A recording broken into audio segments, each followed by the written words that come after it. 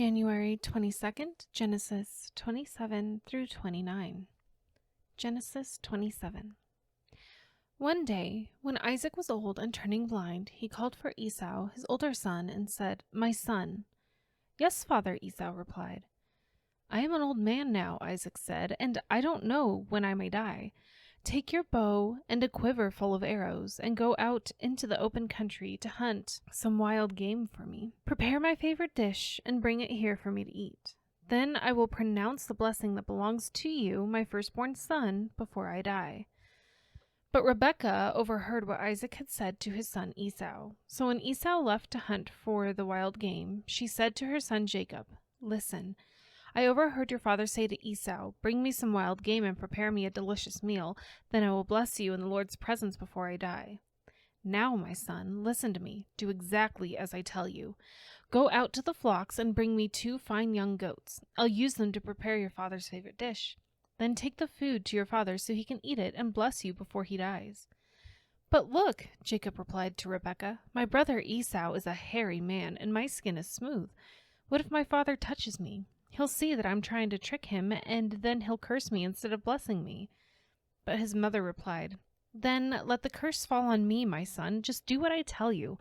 Go out and get the goats for me." So Jacob went out and got the young goats for his mother. Rebekah took them and prepared a delicious meal just the way Isaac liked it.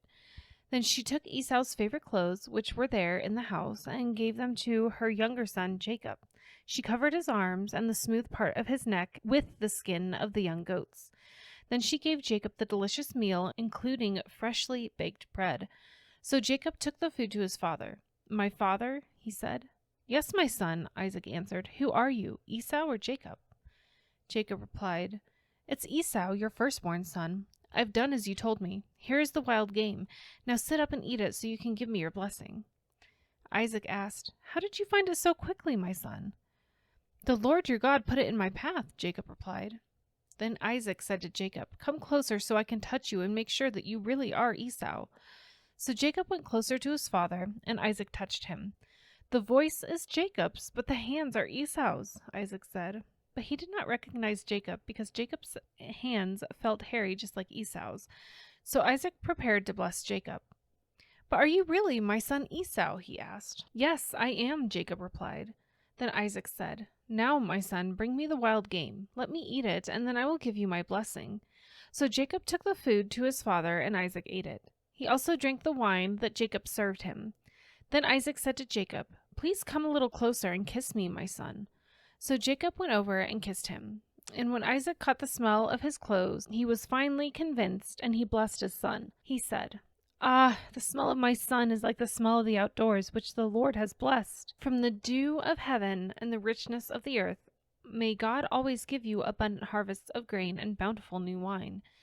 May many nations become your servants, and may they bow down to you. May you be the master over your brothers, and may your mother's sons bow down to you. All who curse you will be cursed, and all who bless you will be blessed." As soon as Isaac had finished blessing Jacob, and almost before Jacob had left his father, Esau returned from his hunt.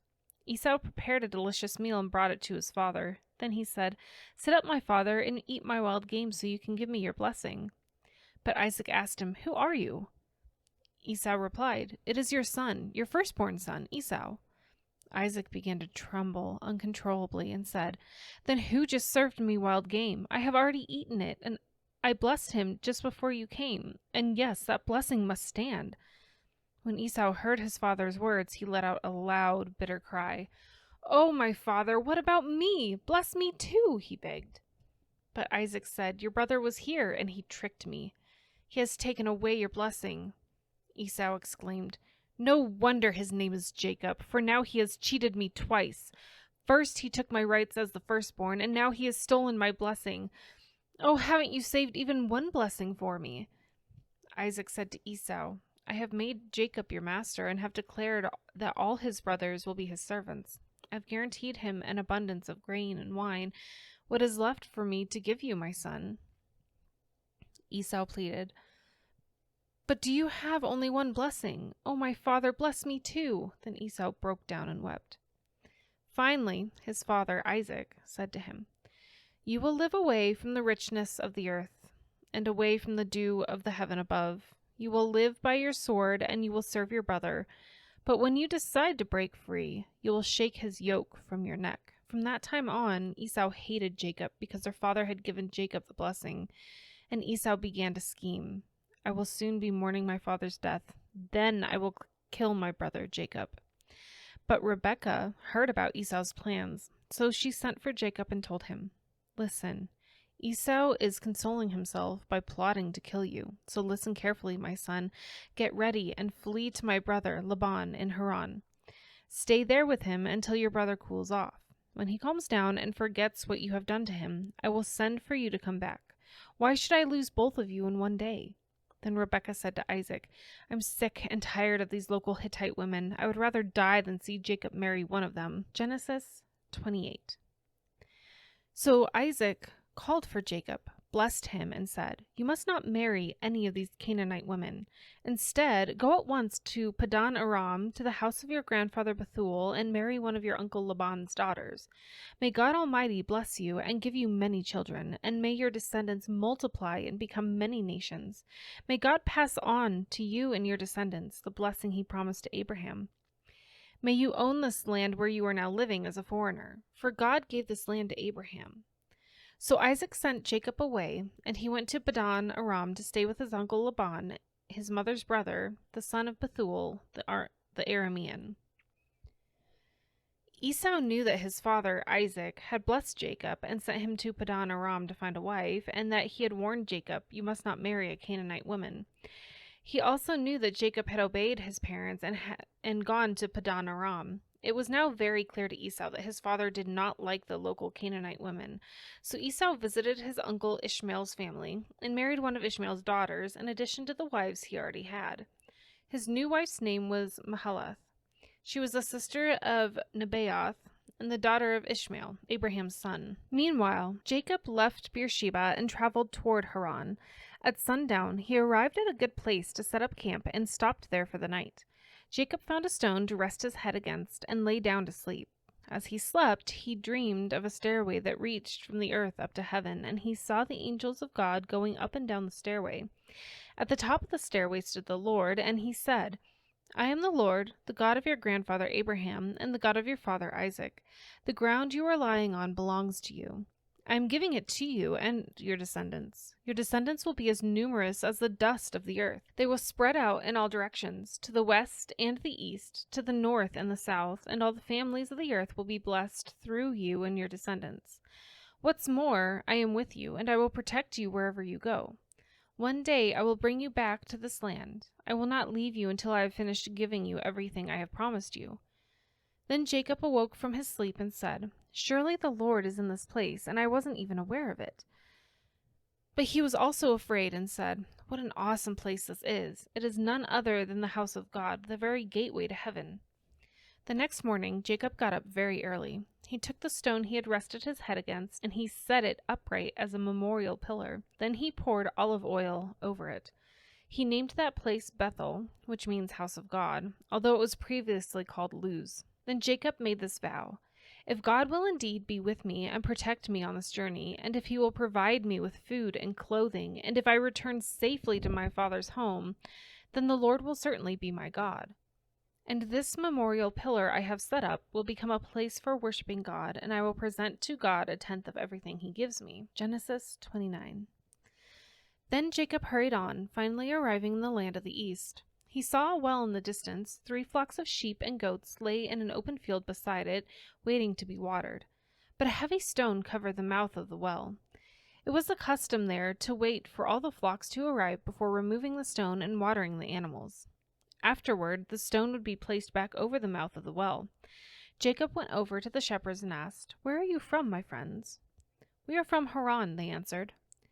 Do you know a man there named Laban, the grandson of Nahor? He asked. Yes, we do, they replied.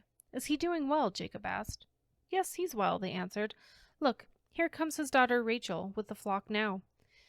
Jacob said, Look, it's still broad daylight, too early to round up the animals. Why don't you water the sheep and goats so they can go back out to pasture?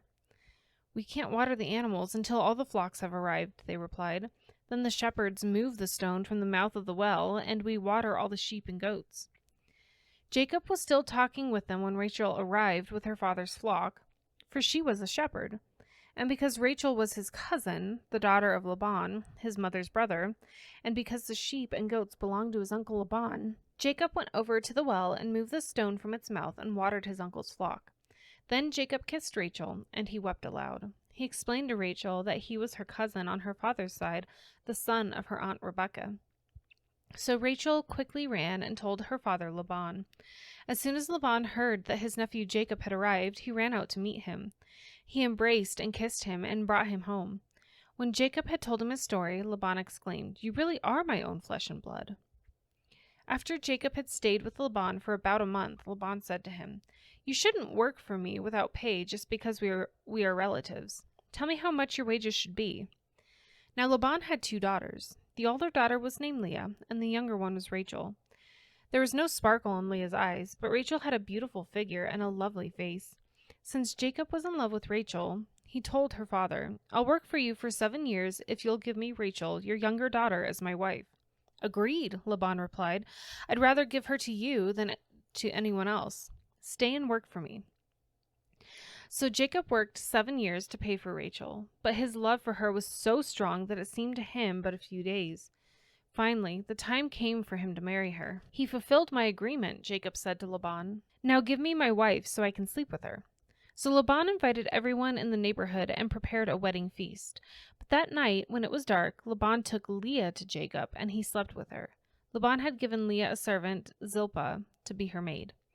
But when Jacob woke in the morning, it was Leah. "What have you done to me?" Jacob raged at Laban. "I worked 7 years for Rachel. Why have you tricked me?" "It's not our custom here to marry off a younger daughter ahead of the firstborn," Laban replied.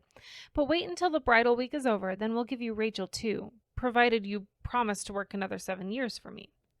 So Jacob agreed to work 7 more years. A week after Jacob had married Leah, Laban gave him Rachel too. Laban gave Rachel a servant, Bilhah, to be her maid. So Jacob slept with Rachel too, and he loved her much more than Leah. He then stayed and worked for Laban an additional 7 years. When the Lord saw that Leah was unloved, he enabled her to have children, but Rachel could not conceive. So Leah became pregnant and gave birth to a son. She named him Reuben, for she said, "The Lord has noticed my misery, and now my husband will love me." She soon became pregnant again and gave birth to another son. She named him Simeon, for she said, "The Lord heard that I was unloved and gave me another son." Then she became pregnant a 3rd time and gave birth to another son. She named him Levi, for she said, "Surely this time my husband will feel affection for me, since I have given him 3 sons." Once again Leah became pregnant and gave birth to another son. She named him Judah, for she said, "Now I will praise the Lord." And then she stopped having children.